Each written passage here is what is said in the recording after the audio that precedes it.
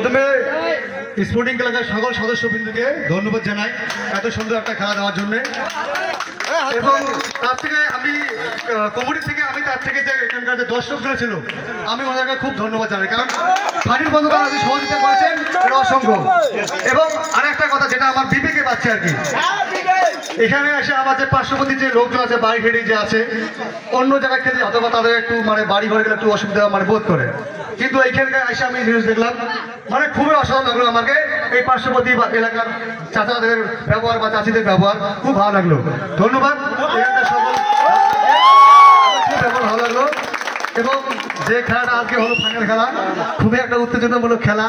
তো আমরা সবাই দেখলে হাড্ডাহাড্ডি হয়েছে অথবা কি জায়গায় হেরে গেছি আমরা, কোনো ব্যাপার না। কিন্তু ধন্যবাদ জানাই রেফারিকে, একে রাগারাগির মতো মাথা গন্ডগোল কি অবস্থা সবাই সেটা।